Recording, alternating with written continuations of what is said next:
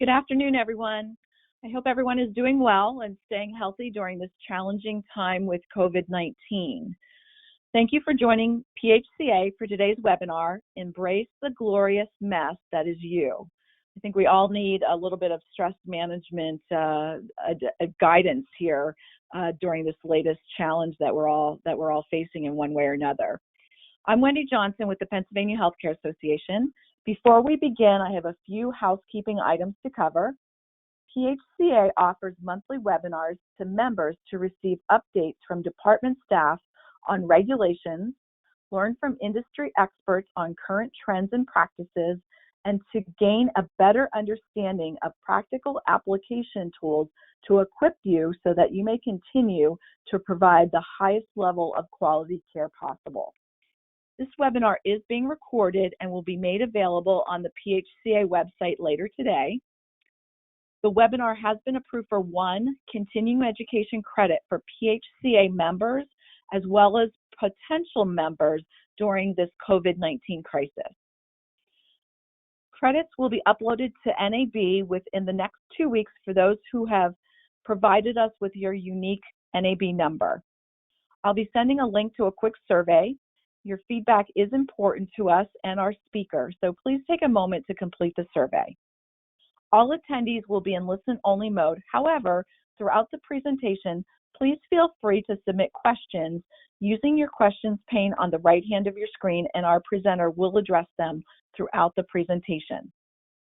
Today's webinar is being presented by Roni Fogelman, founder and president with Ledgerock Consulting. What is it that causes us stress? Why does it seem to cause pain to some more than others? We will discuss some underlying causes. We will look at ourselves and how our profile, values, and psychological health have an impact on stress. We will explore ideas for reducing stress in our lives. I'm going to now turn the webinar over to Roni.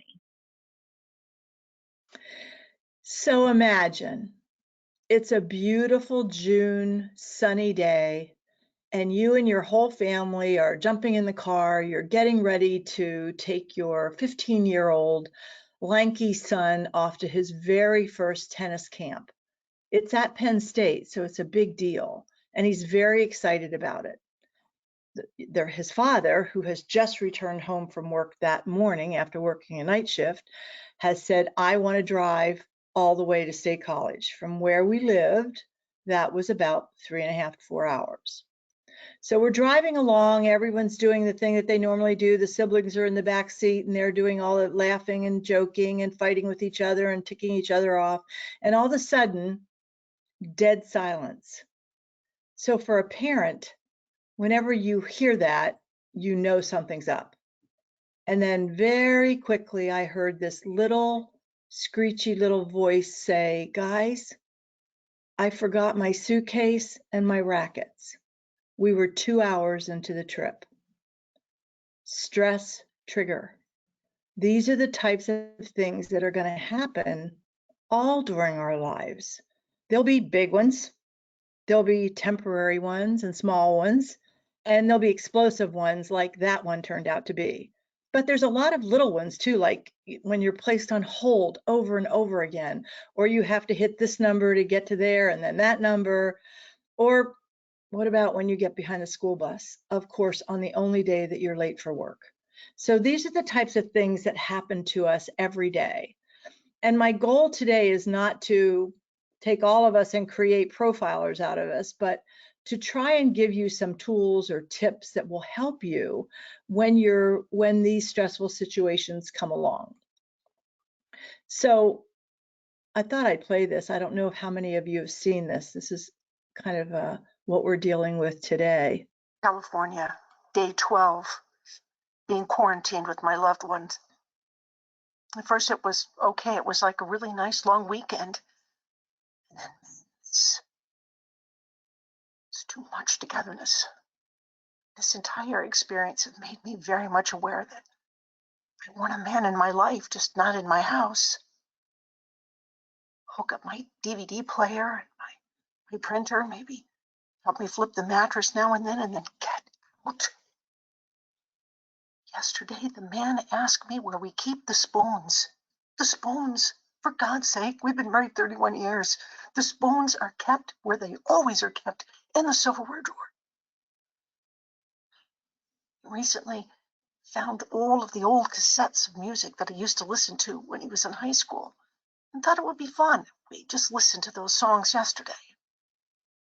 There's only so much of the band America a person can listen to. And that stupid song, riding through the desert on a horse with no name. It's not deep, it's stupid. I mean, name your horse, for crying out loud. Prickly Pete's a good name. Snoopy. Just name it and be done with it. I'm hiding in here because I don't think he can find me in here. The man can't find the spoons. Chances are he's not going to look in the closet for his wife. And if he does, I'm going to have to watch all 5 of the Planet of the Apes movies. Thought that would be a good time for us this evening. Oh, the horror. Uh-oh, what did I do? Let me see, guys. All right, here we go.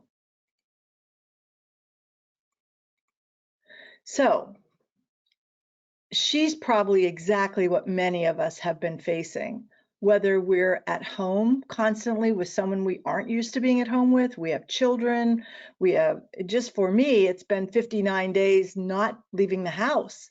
So these are all stresses that we're going to deal with over the next probably few months.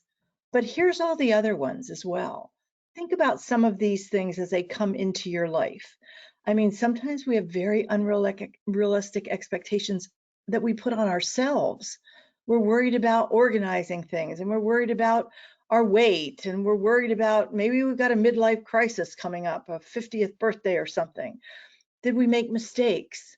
What expectations are other people putting on us?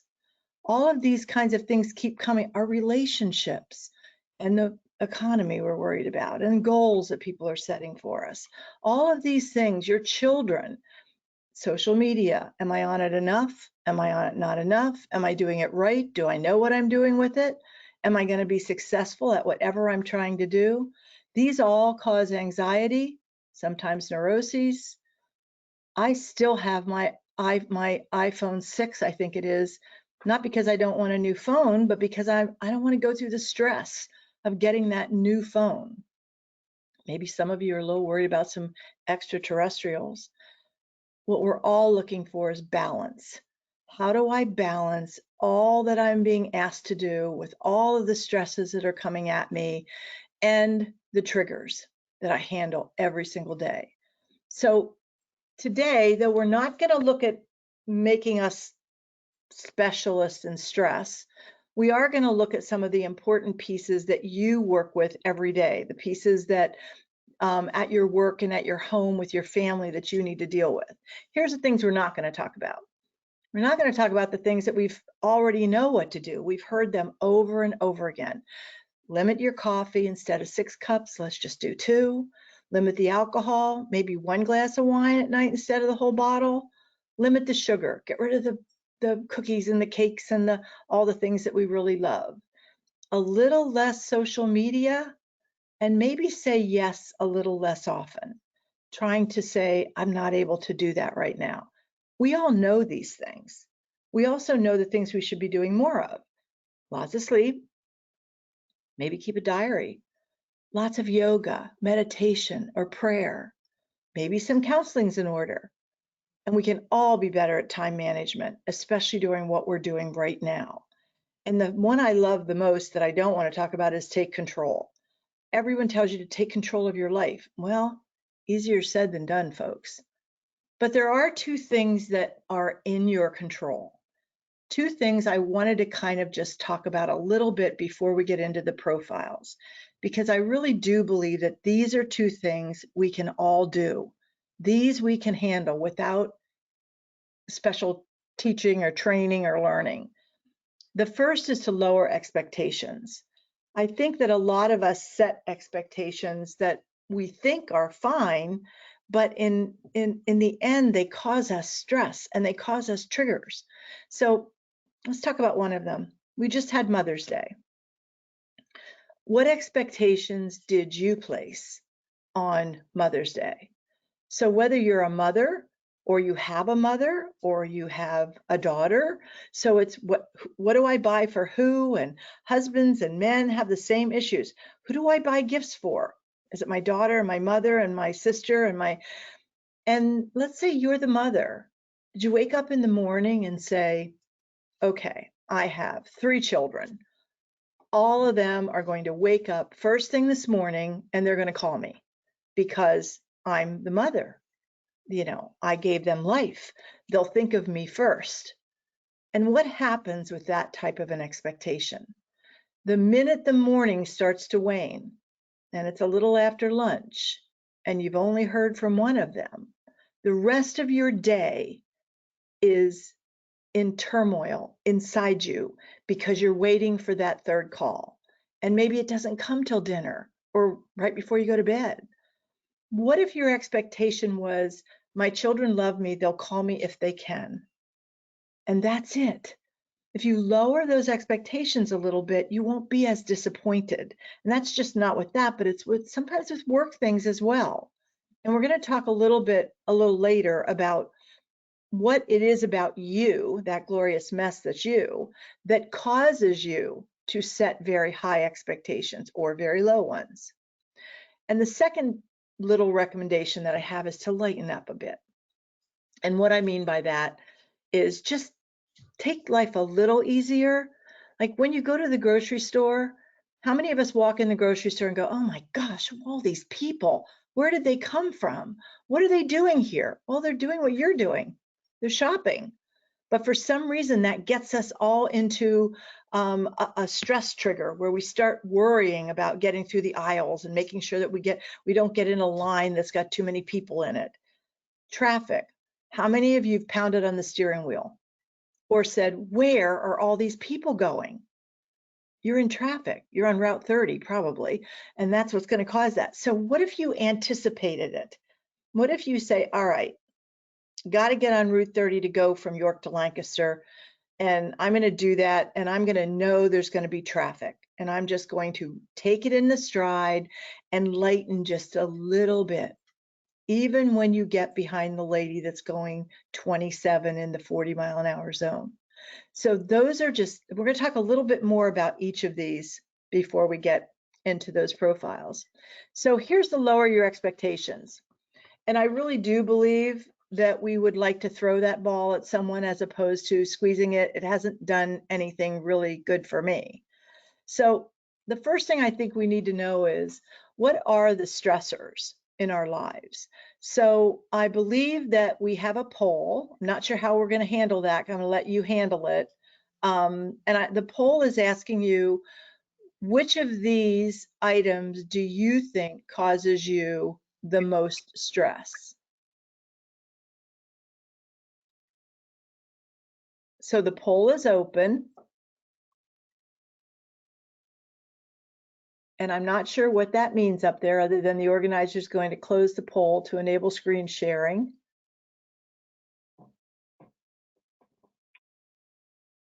I'm not sure how long to leave that poll open. Let me see if I can open this and see if there's some chats here that.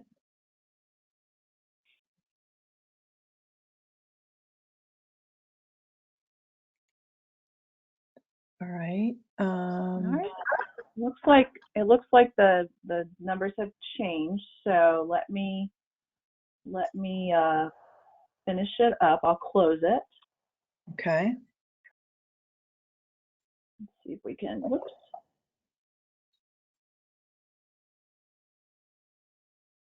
And all of those are stressors. We realize that everyone. Interesting results. Is Is that what you expected, Roni? I don't know. I can't see it. How can I see it?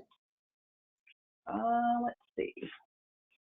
Why don't you just announce it, since you've got Yeah. So 42% said money and coworkers, both 42% for both money and coworkers, 0% for health, 11% family, and 5% other. Okay. So interesting, isn't it? I know I can't talk to all of you. So what I find interesting about that is I'm wondering what the other is. And 42% coworkers and money. So here's the answer. It's coworkers. The Association of Stress, I didn't know there was such a thing, but there is an Association of Stress, and they did a study and they found that the number one stressor is coworkers, which I thought was fascinating. But remember one thing when we look at this, you are a coworker. Most of you are, I know when you see that, you're thinking of all the other coworkers that may be causing you some stress, but remember that you are a coworker as well. So if that's pretty much in line with everyone else that has done these surveys, is that coworkers cause us stress. One of the things we want to talk about today is what we can do, what's causing that, and what can we do about it. So the first question I'd ask you when you think about coworkers is, I'd like you to think about, what do you expect of them? And I don't mean people that report to you or that you supervise as much as coworkers. Are you setting expectations? Like we just talked about expectations being maybe a little lower. For instance, let me give you an example. You're running a meeting. Let's say you're in charge of the meeting. The meeting starts at 9 o'clock. There are 6 people expected to come to the meeting. When you get there, there's already 3 people there. And all of a sudden there's 5 people, but the last person isn't there. So you start the meeting and pretty soon in walks Janet. Janet is always late for every meeting, but she is so valuable at that meeting. So what is your expectation of her? Is your expectation of her that she be there at 9 o'clock, right on the dot? Or is your expectation of her that she attend the meeting promptly, but it's what she does during the meeting that's most valuable to you? So what is it you're expecting of others? I had an administrator, for instance, that at 9 a.m. she locked the door. If you weren't there at 9 o'clock, you didn't get into the meeting. So that's the full one side of the picture. I also am always amazed when when I'm involved in any type of a meeting and the person running the meeting never notices if someone comes in late. I think that's a fascinating trait, that they're able to not even blink an eye, not look toward them, not say anything, not interrupt the meeting. They allow the person to come in, take their seat, and they just keep going. And I think those are wonderful traits people have. They've lowered their expectation. So we also ask ourselves, why don't they do what I want them to do? I've heard this question, I can't tell you how many times. I've told them 100 times to do it. Why do they do it this way? Why don't they do what I want them to do? I've explained it, I've told them, I've stressed it, I've taught them. We go through all the things that we do. This is what I've done. And so because I've done all this, they should do what I want them to do. Well, we're going to talk a little bit later on when we look at the value system, why sometimes people don't do exactly what you want them to do. So that's the lowering. Let's talk a little bit about Lighten Up. This is probably my favorite one because I think it's something we can all do. And sometimes I think it's really helpful for everyone else if you can do it. And I'll give you a little example. A few years ago, there was a day that I was sitting in my car and I was expected to get out of the car and go into a building. It was a very difficult decision for me to do that, and I couldn't do it. I couldn't open the car door and walk in that building.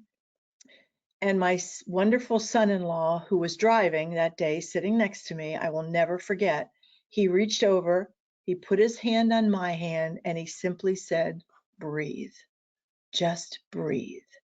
So sometimes, I mean, I remember that often when things get to be a little more than I think I can handle, I just close my eyes and breathe because it allows you to lighten up a little bit. And I was able to get out of the car and walk into that building.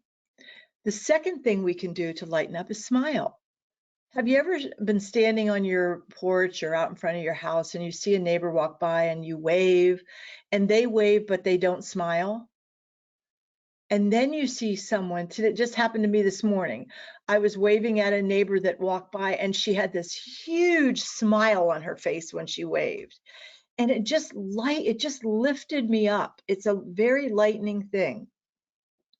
If you're in the line at the grocery store and you're in the no more than 10 items line, and the lady in front of you has obviously 20 items, the easiest and kindest thing you can do when she looks at you is smile.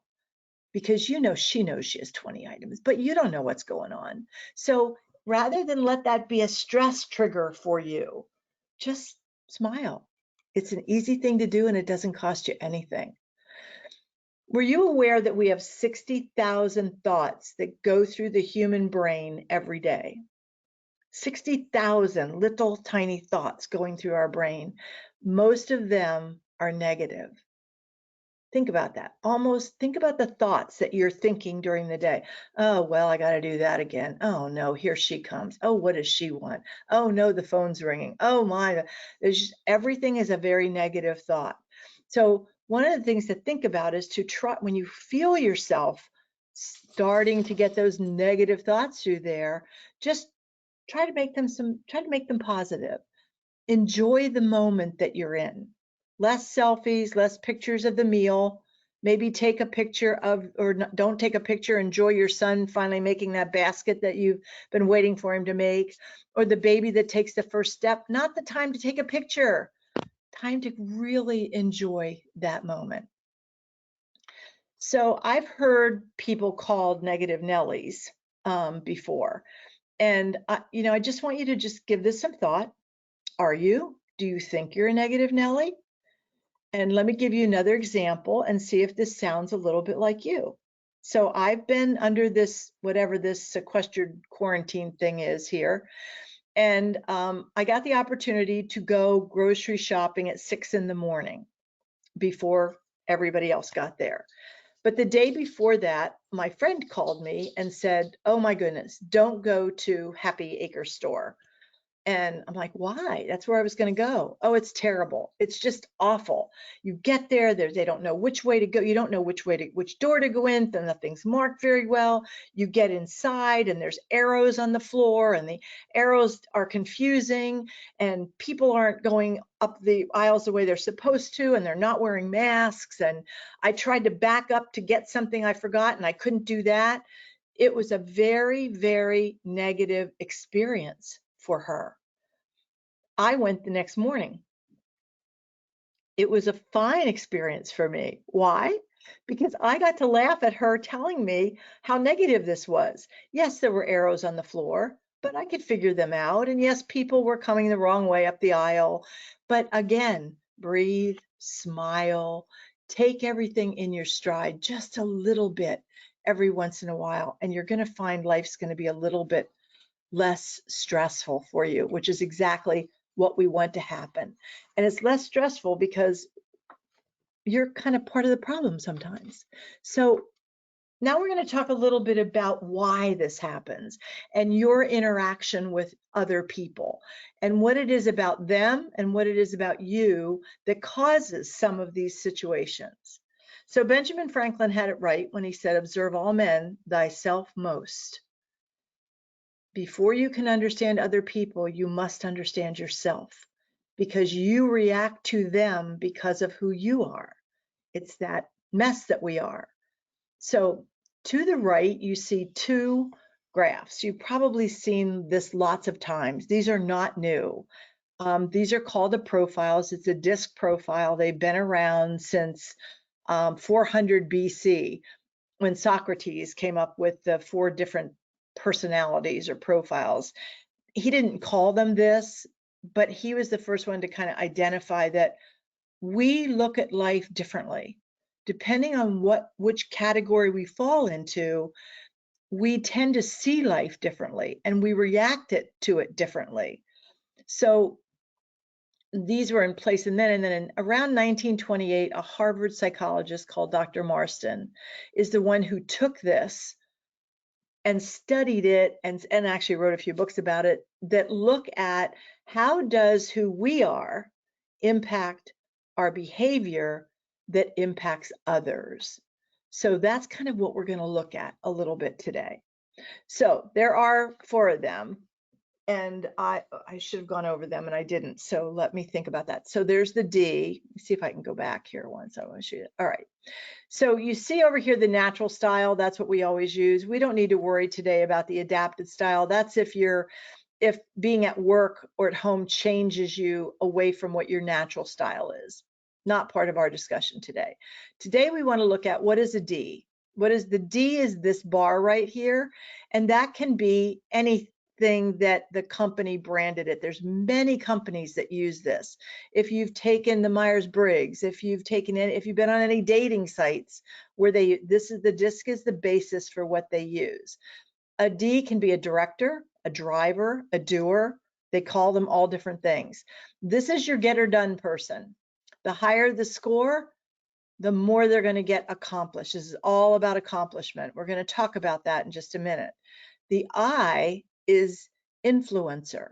These are your visionary dreamers. These are the people that come up with all the ideas, and we're going to talk about that in a minute. And then the S is the supporter. These are the most kind of the 4 categories. So hopefully you're hearing yourself in here somewhere. They're very calm, very quiet, very balanced people. And then you have the C, which is the controller. Doesn't mean that they're controlling anyone. They need to be in control of themselves, of their life. They need all the facts, all the data before they make any decisions.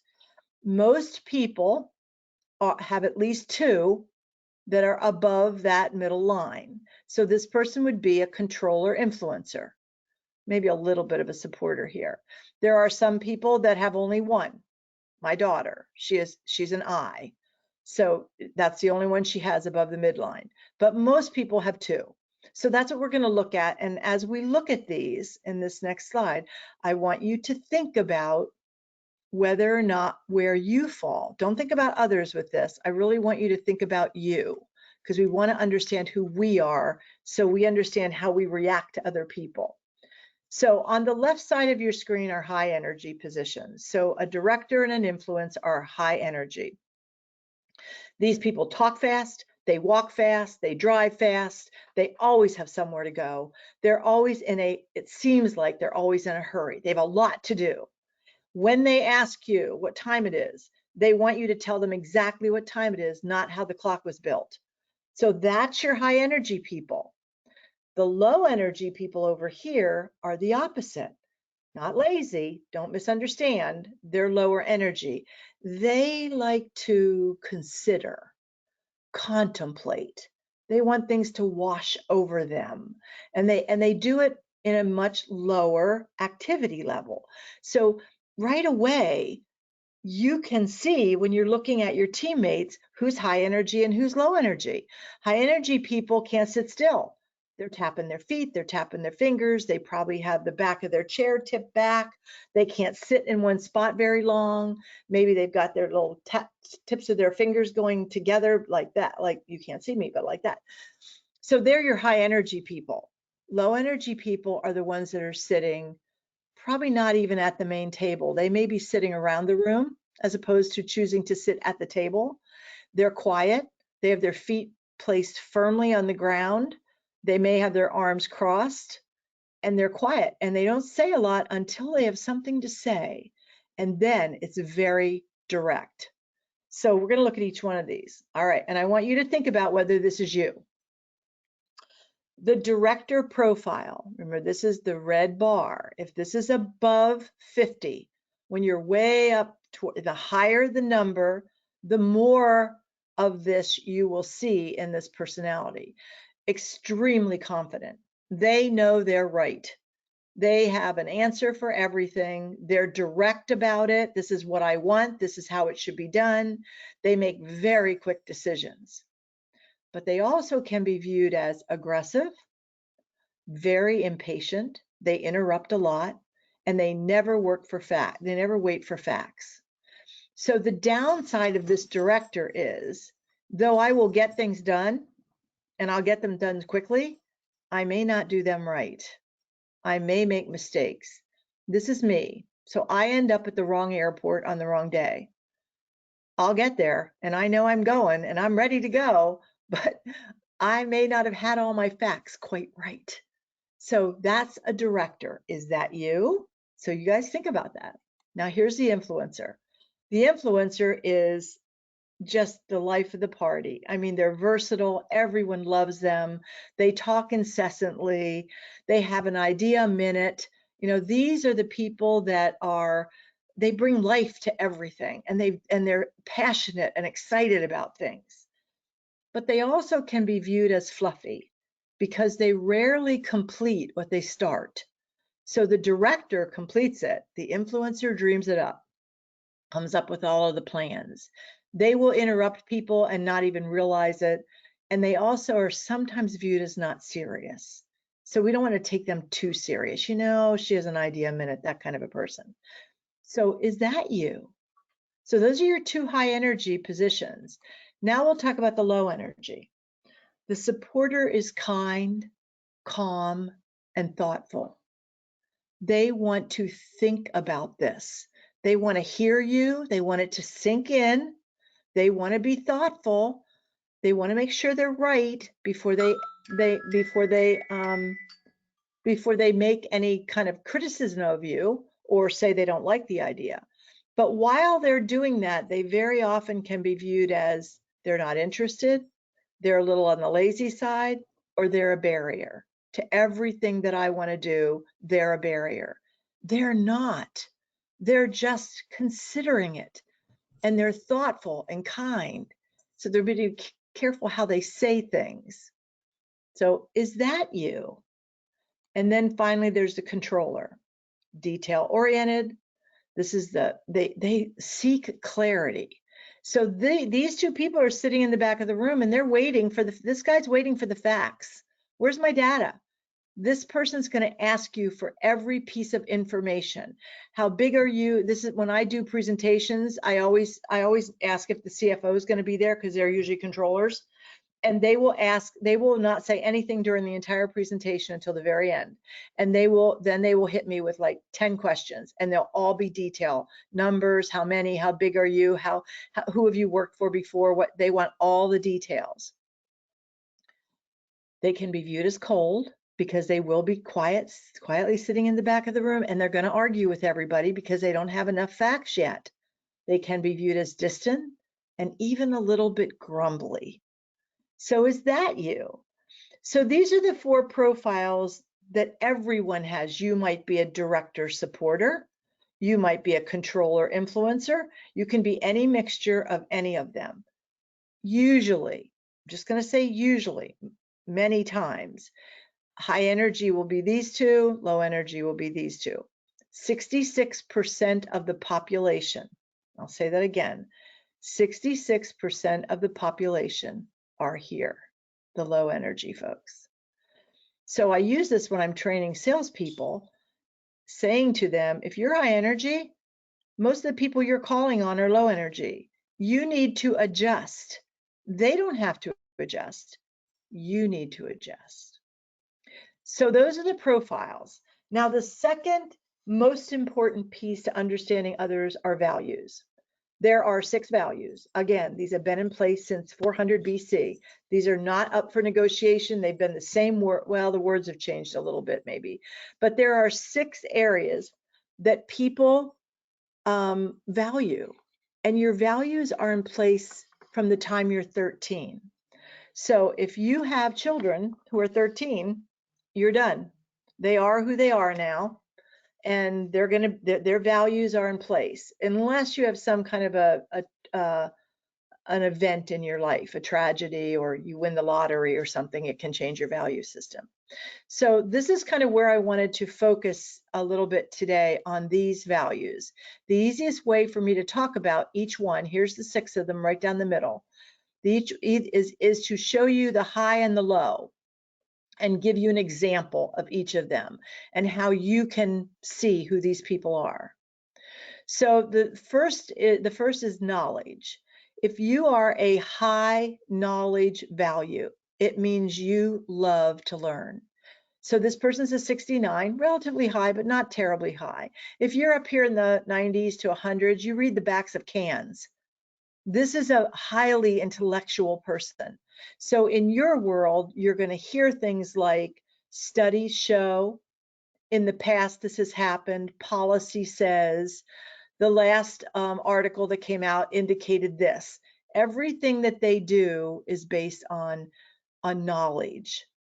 If you're a low intellectual, you're highly instinctive, which means you go with your gut.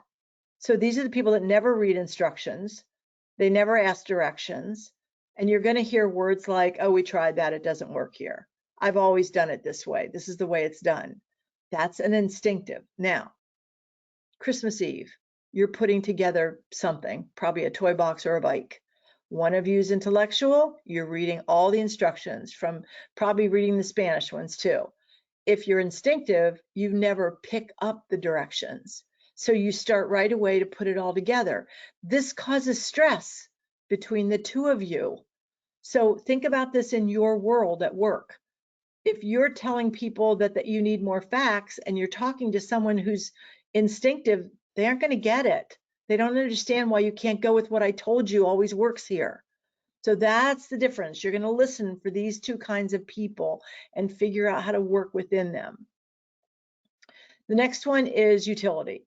And this is, what do I get? What happens to me if I do something? So if you're highly resourceful, you're looking for efficiency, practical. What's the return? This is an ROI person. If I purchase this, what is my return on every cent? The selfless person does everything without thinking ever of a return. I don't need a return on anything. I'll do it because you asked me to do it. So let me give you an example. When I was an admissions director, I was in charge of the marketing budget in our building. And it had been being used for all kinds of things other than marketing. So now it was being used for marketing. The activities director came and said, Roni, I don't have any money and I want to do a Mother's Day brunch. Will you pay for the flowers for each of the mothers? Now, selfless people would say yes without even thinking, because that's who they are. Of course I will. Oh, sure. How much do you need? Resourceful people don't do that. They think about it and they go, okay, well, if I give her the money for the flowers, how can I turn this into an ROI? How can I get something out of it for my department? Let's make the Mother's Day brunch a community event. Let's invite, I don't know, doctors or ministers or someone from the community, and we'll have maybe we'll do a little performance of something. And then I'll pay for the flowers. That's resourceful and selfless. Can you see the stress caused by these two positions if this person doesn't understand? Most of the time it's the selfless people thinking this person over here is really selfish. Not true. They're resourceful. Very different. Next one, surroundings. This is your aesthetics. How do you like to work? If you're high in this one, you're harmonious. You love calm, beauty, serenity, waterfalls, all of that. So you like balance and you don't work very well in chaos. So if you're in a chaotic situation, if you're an admissions director, you're working in chaos every day in a SNF, in a skilled building, you're working in chaos. You don't want to be, you can't handle that if you're a harmonious person. If you're objective, then you're thinking, how does this work? What do I need to do? What papers do I need to line up? What things do I have to happen? What do I do? 1, 2, and 3. That's the difference between being an objective person and the person that needs calm and harmony. So these two can be at odds and cause each other all kinds of stress. Then we have the others. So this is about people. If you're altruistic, we all know what that means. You're helpful. You want to make the world a better place. The only thing in your life that you value, if this is high, is making the world a better place. They're supportive and understanding. But if you're low altruistic and you're high intentional, then it's all about, I will definitely help people, but I want to know what's in it for me. the end justifies my help. Give you an example here. I recently moved to a new house. I looked for a new church, went and joined the church, and my intention was to meet new people. I wanted to get to know new people in the church and make it part of my family. So the church was having a chili cook-off. The benefit of the chili cook-off was for a society that was helping children, I believe, in the church. And I went and did the chili cook-off, but I didn't do it for what it would do for the children. I did it because I wanted to meet people. So what's in it? Why would I do this? I'm doing it either for an altruistic reason or an intentional reason. This also can cause you challenges at work. And the final two are power and methodologies, which are easy to see. So power, commanding, if it's high, means that you want to be in charge. And we all have those people in the buildings that they're in charge.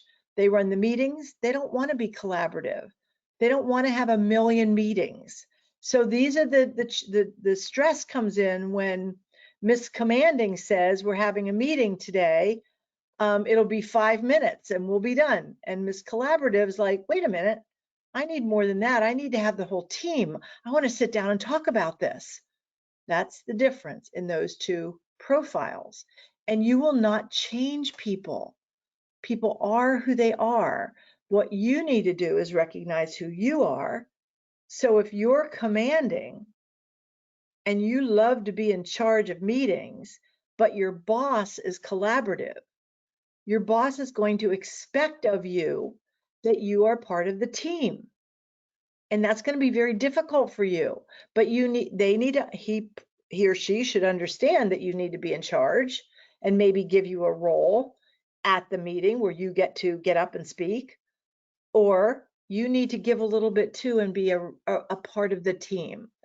So none of these are things that you can change, really. Your values are in place for your whole life, but you can be very aware of them. You can certainly make sure that you know whether or not what you're dealing with in there. So the last one is rules. These are your rule breakers. I love this one because if you're structured, if you're high here, you follow the rules. We always think we need people in our buildings that follow rules until we get them, because rule people follow their rules. So they follow the rules that they think are right, not necessarily the rules you put into place. And then if you're on the other end of it, you're receptive, you're open to new ideas, you will cross the double yellow line to pass, you will park in a no parking zone. These are the people that break the rules. So when you're dealing with people in your buildings, it's really, really important for you to know or try to figure out. You don't need to be a profiler. You can actually do this just by being observant of other people. I will be happy to send this to whoever wants to have this and be able to kind of see what it looks like and get a kind of a handle on what it means to understand not just your mess, but everybody. Everybody's a little different. So in conclusion, I'm going to ask that you, number one, be easy on yourself. We're human beings, not human doings. We don't have to do everything ourselves, and we don't have to do everything exactly when everyone wants it to be done. So take a breath, know who you are, be very aware of who you are. Are you a doer? Are you a supporter? And then watch the people around you. Observe those around you and say, oh, that's a rule breaker. Now I understand. When you understand, you can breathe and you can smile a lot more than if you think they're doing it on purpose. Be thoughtful of them. Think about what values and what profiles they have in place. They can't change them, just like you can't change who you are. You can adjust, you can cover it up, but under stress, you're going back to your natural state. And consider who the people are and how you respond to them, because your response to them will result in a response to you. And that's where the triggers come in for stress. So I have one final little exercise for you. I'd like you to read these 4 statements and just look at them and say to yourself, ah, that's me. That one speaks to me. One of them will speak to you, and it's going to give you a little clue as to who you are. Now remember, you can be more than one, but usually there's one profile that is, there's one profile that you are primary, that's your primary profile. So set peace of mind at your highest goal and organize your life around it. That's a doer. Here it is, this is what I need, there's my goal, I'm going to organize my life around it. So when you see that, someone who's a controller looks at that and goes, well, no, not unless I have a lot more facts about what the goal is and whose life and how I'm going to organize it. But for a doer, that's all I need right there. And then look at the one below that. This is your influencer, your visionary. There are times when we stop, we sit still, we listen, and breezes from the other world, blah, blah, blah, blah. That's your influencer. They like that. You like that. You feel comfortable there. And then your supporter. Give your stress wings and let it fly away. Such a supporter. Now, the last one's a controller. I will guarantee you, if any of you are any of the other 3, you never even read that one, because that's a controller. The controller is going to read that and note each percentage. They aren't going to be able to deal with the other 3. So those are those kind of profile things. I want to recommend to all of you that you breathe through this thing that we're going through and just lighten up just a little bit, and maybe we'll all get through it. So I will open it up now to see if we have any questions. How's my time? I should look at this. Yeah, the time's great. Thanks, Roni. That was great information. I think we all need reminders of that, especially now. We are open for question and answers, so if you have any questions for Roni, please type them in the question pane on the right hand of your screen.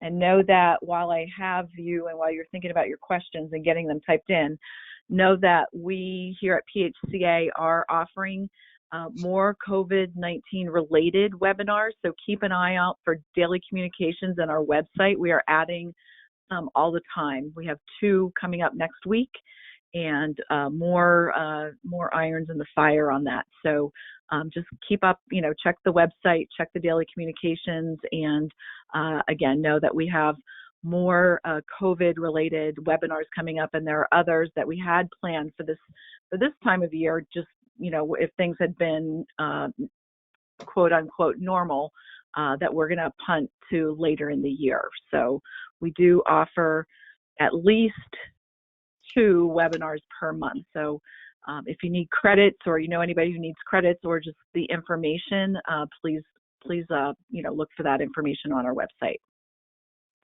This is a quiet group, Roni. I don't see any questions coming in. Okay, good. Well, I think you covered it really well. They're all profilers now. Yeah. I think it was really helpful. It's just reminders that, you just have to realize that we're not all the same, but we're all in it together, and we just have to pack our patience sometimes. Yes. Well, I wish you all well, and thank you for joining our webinar. Great. Thanks, Roni. We really appreciate you presenting on this topic today. Have a great day, everybody. Bye.